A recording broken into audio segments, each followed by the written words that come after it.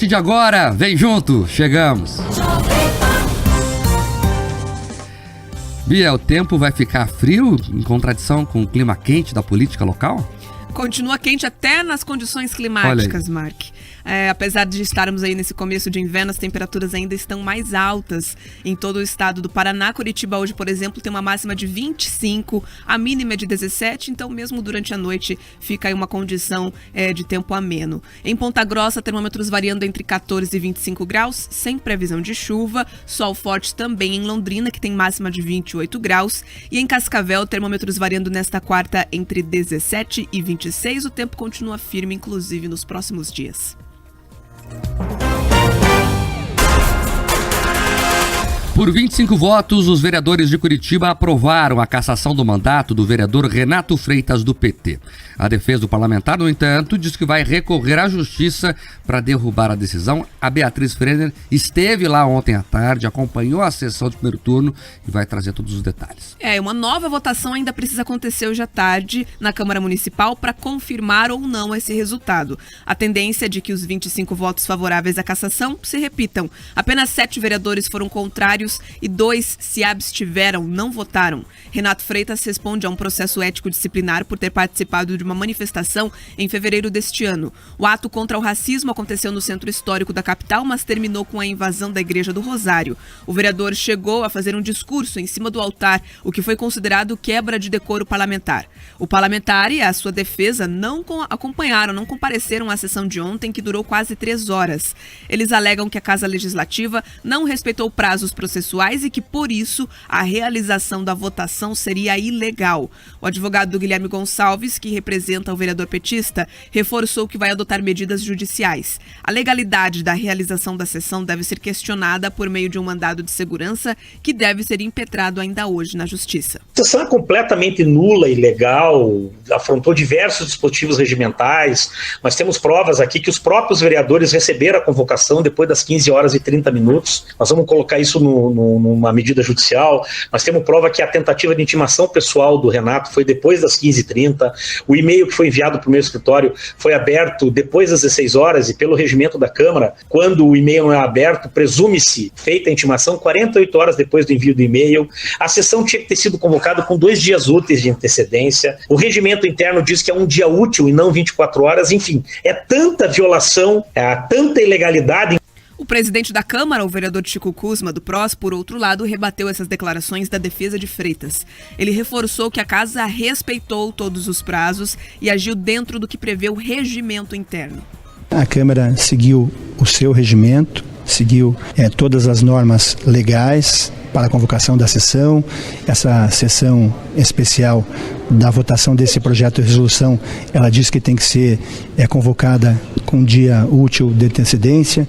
Fizemos essa convocação com dia útil e ainda fomos mais zelosos e convocamos até com 24 horas de antecedência. Então, o vereador foi comunicado, a defesa foi comunicada por via de e-mail, assim como foi comunicado em todo o processo no Conselho de Ética. Mas é claro que agora não é um processo no Conselho de Ética, é um projeto de resolução que segue o trâmite regimental, que é de conhecimento do vereador e da defesa, o nosso regimento. Para a corregedora da Casa Legislativa, a vereadora Amália Tortato do Novo, todo o processo envolvendo Renato Freitas, desde a apresentação das representações, a análise que foi feita pelo Conselho de Ética e agora a votação em plenário, seguiu os trâmites necessários. Mas o meu entendimento como corregedora, esse processo sempre foi feito de maneira bastante técnica, embasado aí na Constituição e feito sempre de maneira muito técnica e imparcial. A impressão que se tem é que se tenta desvirtuar o processo por alguma coisa que não é verdade, né?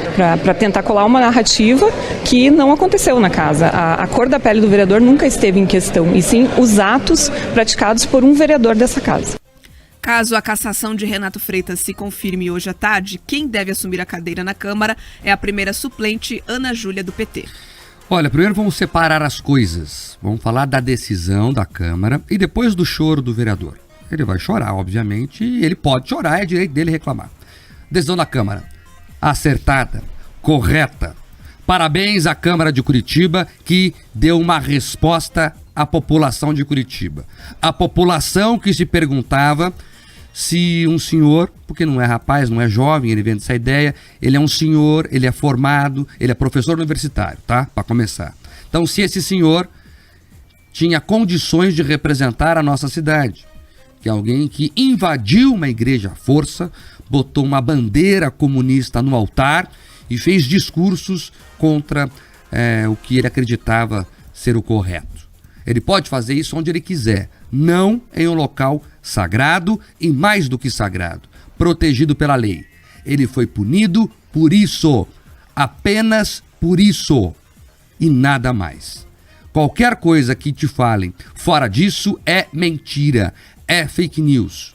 E aí eu vou chamar a atenção aqui de parte da mídia da cidade, parte da imprensa curitibana, que embarcou numa história furada, que é racismo, que é não sei o quê. Isso é mentira. Eles querem, inclusive, enxovalhar a moral e a honra dos curitibanos, ou colocando a pecha de um crime. Racismo é crime. Então, a mim ninguém chama de racista, porque não sou. E entendo que tinha que ser caçado esse senhor, porque invadiu um local protegido por lei e, portanto, cometeu um crime, artigo 208 Código Penal. Se alguém tiver alguma dúvida, é só ler, dá um Google, artigo 208 Código Penal, vai estar lá em letras garrafais o crime que ele cometeu.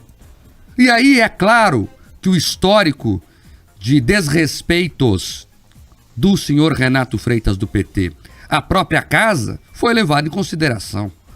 A avaliação é jurídica e leva em consideração o histórico político. Ele é um parlamentar que usou um secador de cabelo na sessão da CCJ da Câmara, mais importante da casa. Ele é um parlamentar que fazia arruaça pela rua e era preso volta e meia por aí. Ele era um parlamentar que pichava a propriedade privada.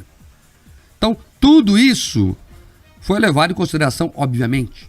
A questão jurídica é o crime cometido, mas quando o parlamentar fez a avaliação, ele levou tudo isso em consideração. A ficha pregressa do parlamentar. Atitude correta, corretíssima. Parabéns à Câmara de Curitiba. Sobre o choro do vereador, é isso aí. Vai achar alguma coisa lá. É o juris expendiandi, que o pessoal brinca no direito. Ele vai recorrer à justiça. Vamos ver o que o TJ vai fazer, se vai levar em consideração. Eu confio na Câmara de Curitiba. A decisão não é do presidente em manter a sessão, em reforçar que tudo foi feito correto. A decisão é da casa. A casa tem um setor jurídico, um departamento jurídico, uma assessoria jurídica. E a assessoria jurídica entendeu que está tudo certo. Inclusive respondeu já ao advogado de Renato Freitas. Então, a casa, né, os 38 parlamentares, os 37 nesse caso, porque ele não concorda, subscrevem que a sessão foi correta. Pode ter uma surpresa do judiciário? Amigo, do judiciário brasileiro espero qualquer coisa. Mas foi tudo correto e a cidade pode considerar que teve uma resposta da Câmara de Curitiba. Paulo. Ainda em primeiro turno, né? Tem uma segunda rodada que esses votos precisam ser confirmados. E foi na tampa, né? 25 votos, é exatamente o que precisava, não é isso, Mark? Não, Paulo, não. Eram 20 votos o quórum. Teve 5 eram mais. 20 votos. Isso. Então ainda tem uma margem aí, então deve-se confirmar a cassação do mandato desse rapaz, que não é a primeira vez, né? Esse caso não foi a primeira atitude dele, no sentido de ser uma atitude provocadora, né? Provocativa. E isso vai somando com toda certeza ali na imagem que se tem. E não tem nada a ver com racismo. Vamos parar com essa história que Curitiba é uma cidade racista. Tá? Isso ofende a cidade inteira, isso não é verdade. Gente besta, gente boba tem em qualquer lugar, pode ter, mas essa condenação coletiva que tentam se fazer é ridícula, tá? Só para render like em determinado setor, meme, deixar a gente na defensiva e distorcer o que realmente aconteceu. O que realmente aconteceu foi uma agressão a dispositivo constitucional, à lei penal, que protege a liberdade de culto, o local sagrado, e esse rapaz fez isso para ofender e lacrar junto à sua turma. Por isso que ele foi lá com a bandeira do irrelevante PCB. Estava aquela turma junto lá. Porque a comunistada, né, tem que combater a religião tem que ser o partido. Então juntou toda essa história aí e foram lá dar uma lacrada no altar. Agora, quem teve a carreira política lacrada foi quem praticou o ato. 7h12 agora. Repita. 7h12, rapidamente, Paulo. Vamos relembrar aqui uma coisa. Curitiba não é racista, coisa nenhuma. Tanto é que temos uma média de vereadores negros na Câmara superior à de outras cidades. Se fosse racista, não teria eleito o próprio Renato Freitas, não teria eleito Carol D'Artora, não teria eleito Erivelto Oliveira, não teria eleito, por mais que esteja na suplência, na confusão, o Mestre Pop, por aí vai. Então, essa é a prova que aqui não se tem isso. Claro que tem um outro idiota, tem. Criminoso que tem que ser punido. Você vê algum racismo, denuncie. É crime, inafiançável, inclusive. Agora, colocar na cidade essa pecha, Paulo, aí eu não aceito. Não dá para ser, nem dá para aceitar. Aliás, quem gostava de falar sobre raça e sub-raça, essas coisas, era o Karl Marx, que é um ídolo desse pessoal. Bem lembrado. Vamos em frente, pauta